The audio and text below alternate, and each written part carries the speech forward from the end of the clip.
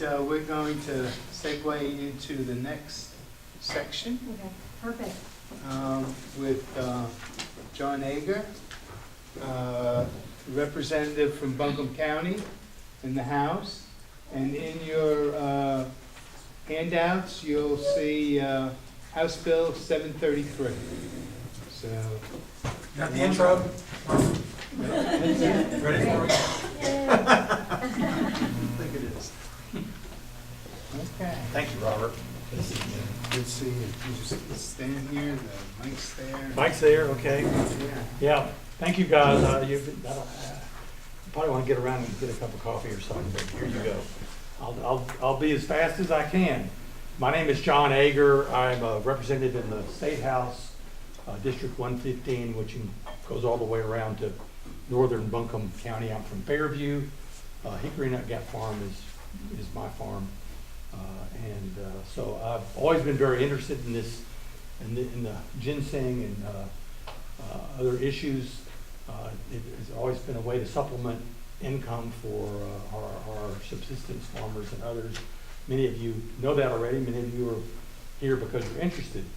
I want to especially thank Robert for always pushing me along on this issue and helping me to get House Bill 733 filed in a manner that satisfies most of the constituents involved.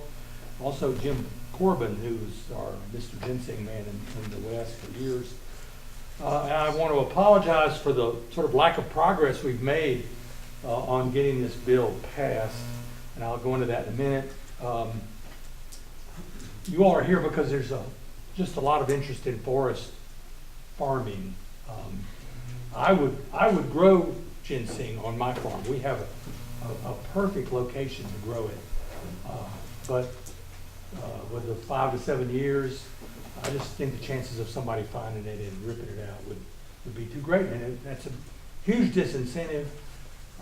As you all know, it's a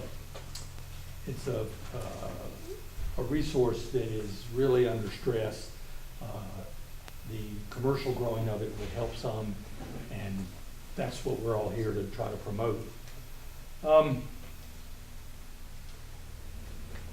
There's kind of two problems. One of them was just brought up about perhaps figuring out a way to register and regulate the diggers. That's what my bill deals with. And the other is this this sort of bureaucratic problem with who has jurisdiction over private property. I can't seem to push it along, and I'm going to talk about both of those as we go along. As far as House Bill 733, I pretty much went along with Robert and Jim Corbin. They said all the agencies involved agree that a digger permit is a good idea, and in part because it allows field officers, people out there suspecting that someone's out digging ginseng, it gives them a basis, a reason to go up and ask somebody, what they're doing. Do they have a permit? And so that helps a lot just in the practical way of dealing with enforcement. There's always the question, well, would they have to have a picture ID? Why couldn't they just get a permit and then everybody in their family and everybody in the community uses the same permit and kind of defeat the purpose?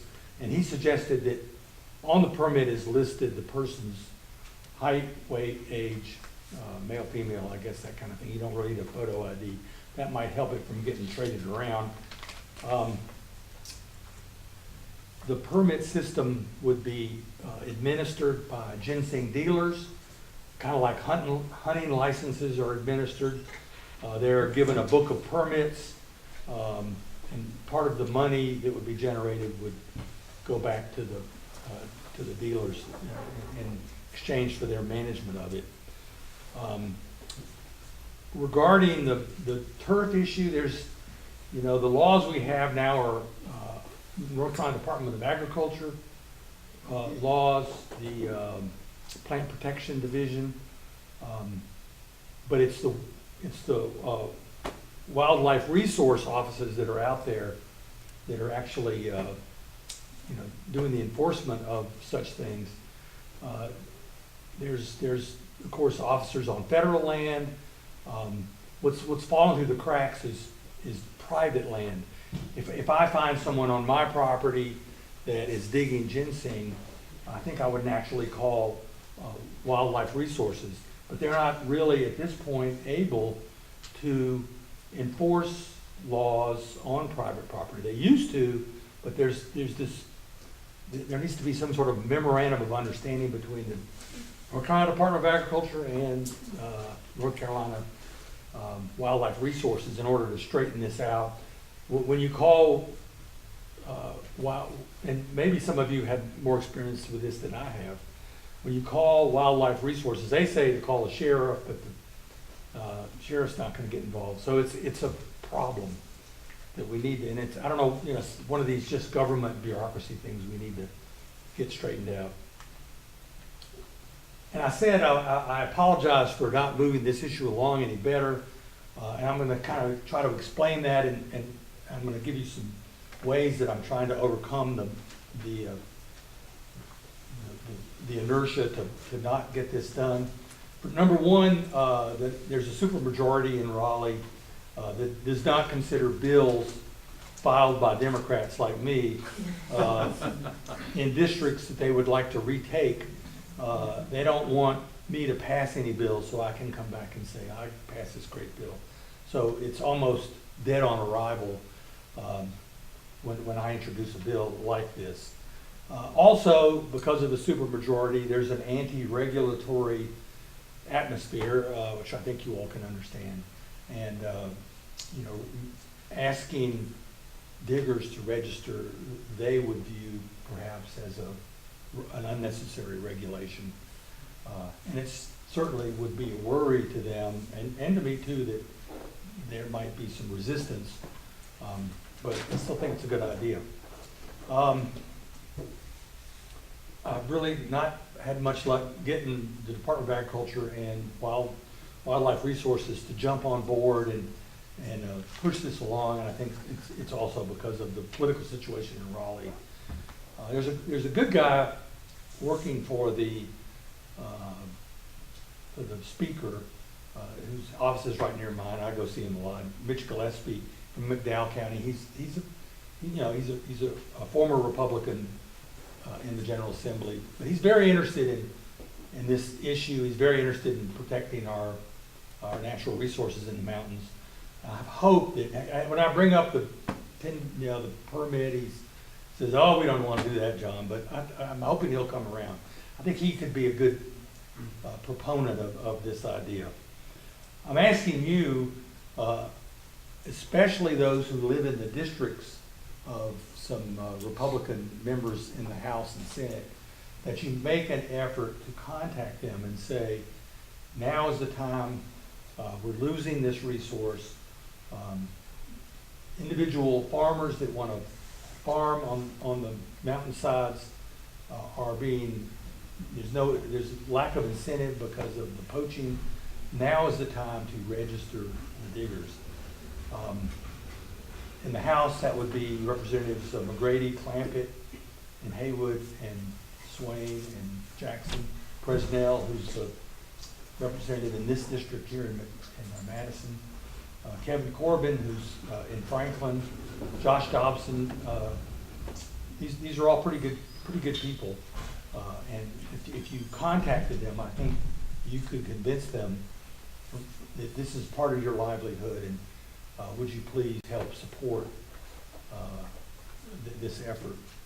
I'm also working, apparently before I got there was an active Western North Carolina caucus of House and Senate members, and we could agree on some agenda items that we wanted to get passed, and if I'm able to, I'm trying to pull that back together again.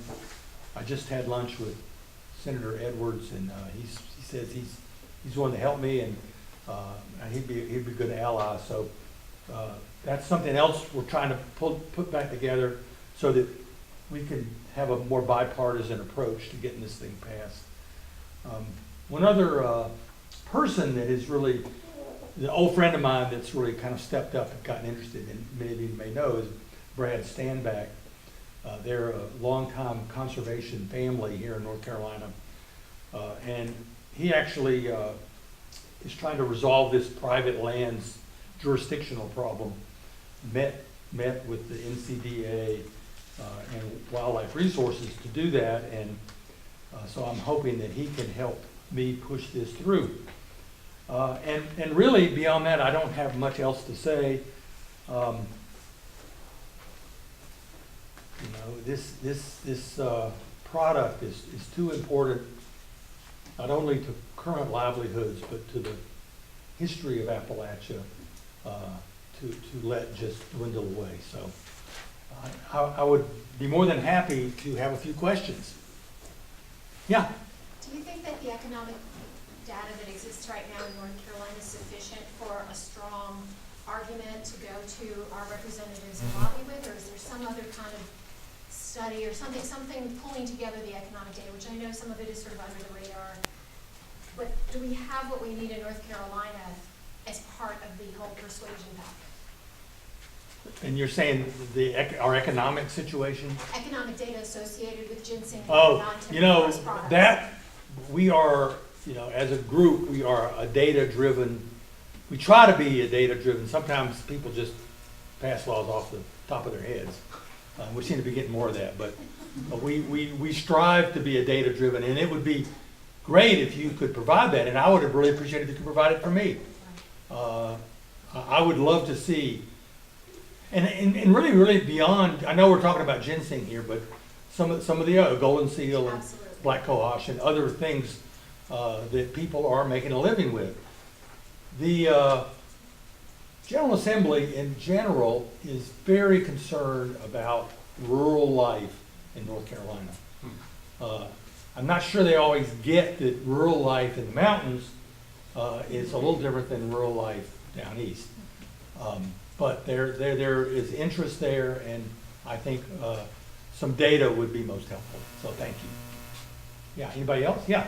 Yeah, John, I'm with United Plant Savers, and we have about 400 current and past members in North Carolina. What's the most effective way for them to contact their representative? You know what I Emails believe, working, or- this always comes up. I mean, mostly we get emails, and I don't mind, I find emails easier to deal with and I try to answer them.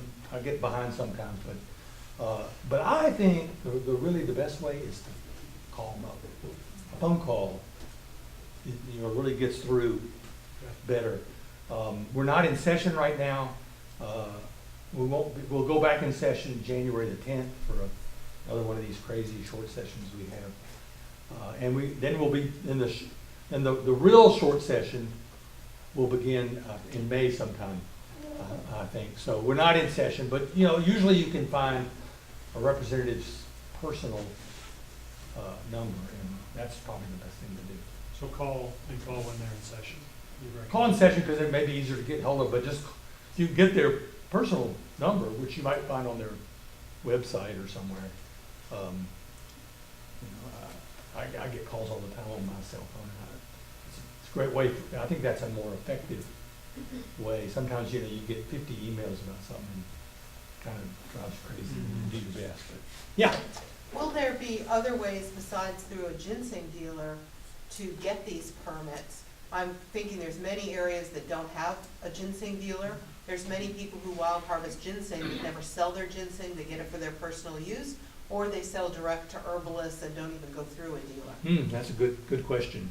At this point, I don't know a better way. I would think that NCDA should be able to handle these as well. What do you think, Robert? Well, how would you answer that question? Well, I think that we need to open that up to the same way they get a fishing permit. Yeah, you could send in do an online form or something. Yeah, because it is true that there's areas that the dealers are not there. Yeah. And I think if this is going to have another go-round, which looks probably likely, that maybe that could be redirected back to NCDA for education rather than to give, I see what they want to do in getting the dealers to buy into the program. But you're not giving any consideration for personal use. Yeah, that's a collection, good point. Which I know a lot of people that go wild harvest a little, this is, tradition they do every fall, and it's only for their family's use. And to tell them they need to drive to Asheville to find a dealer. There should be an online way to, Online or through a hardware store or Walmart or, places that do fishing licenses, that they'd get a part of that fee, that would just make sense. yeah, that's a good point. And dealers I've spoken to at different meetings, I've worked a little bit with Jim Corbin and some of the stuff he's doing with the Park Service and tagging plants. And when you talk to some of those dealers about that type of thing, they're not really very happy about being the policeman in Yeah. that regard. So I can see where dealers may not be real happy about being the policeman around assigning these types of permits. So other alternative ways of doing it probably would be a good idea to pursue as well. Yeah, well, I think the dealer role would be to sell the permit, like $10 or something, and then to check when someone comes in with the product, that they just check it. And that's the enforcement I guess you're talking about, but that doesn't seem too onerous to me, but just to check to make sure, it's in everyone's interest, the digger and the dealer, to protect this resource. And, if we're gonna change the system a little bit, then that's what we need. When you go on the National Forest, you have to get a permit. I guess it's a lottery system at this point. What I wanted, my big thing is, as a farmer, is I just want people like me to be able to grow ginseng, or get my grandson, this would be a great project for a grandson to go out there and I don't, I'm not keen on having cameras out there and have to check every day. All the things that people do to protect their ginseng. I just like to, where we got to a place where, we didn't have to worry about that so much. Yeah. You're talking about the, basically poaching, like anything where the harvest by legitimate people goes smoothly. We never hear much about that, but we occasionally hear the horror stories about poachers. Do we have any numbers on the kind of poaching that still happens? I mean, I think Jim Corbin would know better than me what that might be. And, and I would think they would assume that the number of people actually caught is some very small percentage of people poaching. If you anticipate this would maybe bring some of those people in from the cold and That's the hope, get that's the hope. them to be more legitimate. Yeah,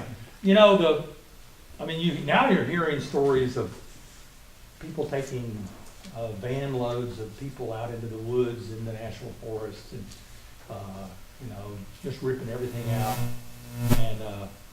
And now I'm starting to hear people say, and this just may be anecdotal, but that the opioid crisis is driving a lot of ginseng hunting, because, people need cash to keep the opiates going. So I don't know, but we like to think of it as the old Appalachian tradition of going out in the woods and wild harvesting. I think it was Jim Corbin that said it's really gotten beyond that.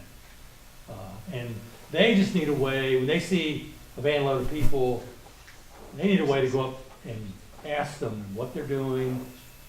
And it would be better if they had to have a permit that they had to show if they were,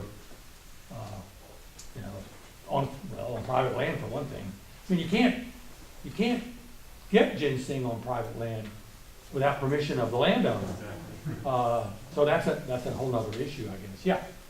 What further complicates the issue is they're coming at night now. Oh. Coming in the middle of the night. They probably find it and then come back at night and with, It's become quite difficult to. yeah. I think if you tied in the opioid crisis, it might get more traction in the legislature. Is there a fine? Is there a fine associated with this? With not having a permit or Yeah, with, poaching? there is a big fine. Was it $5,000? and up to 6 months, up to $5,000 and up to 6 months in jail. I don't know how many convictions there's been. Do you know, Robert? Very few. Very few. Yeah, very few. If you tie it to the Lacey Act and go in federal court, you get a much higher, I mean, you have good conviction rates, but, and the fines are much higher. Okay, I didn't So know if you that. can do that, it's very effective. And if you can educate people and actually put it in the press, it does deter some people, but there's still, we're only catching maybe 1%. We've Yeah. had a lot of repeat offenders that just Yeah. don't seem to care. It's obviously not. I mean, even the fines may not be enough. We've had people who've been banned from national forest. They've been caught again and again. Yeah. Anything else? Yeah. The $25 fee, is that in line? Is it 25 or it used to be It 10? just Is says it no more. 25? No more than 25? It just, yeah, the legislation says no more than 25. No more than, That just- we were talking about 10 to start with. That's right. I think It that's seems- right. Reasonable. I'm just wondering how did you arrive at that? Well, we didn't want it to be so much that it'd be hard on legitimate diggers, but we really wanted more of a registration system. But there was some costs involved that we needed to cover, so. I think our original idea was, and I think this is one of the reasons, NCDA, they're reluctant to take on one more registration program. So I think that's another problem, but, yeah. It seems like you could have a license and then steal some ginseng and go to a dealer and you have your license, like, Yeah, you can still do it. yeah, I mean, so in other words, getting the license doesn't catch. Stop Yeah. the poaching on private Yeah. property. Yeah, I think it seems like like the cost when you get caught needs to be set pretty, needs to be enforced occasionally. Yeah, and word gets out, picture in the paper, nailed him, that might help. But, instead of doing it in a negative way, I wonder if there could be a way where people could think, oh, I could do this legally somehow, like people could lease their land, or, there could be a way to teach people, you could do this legally and not have to, but then the thrill, the midnight. Sound like you know what you're talking about. You gotta think like.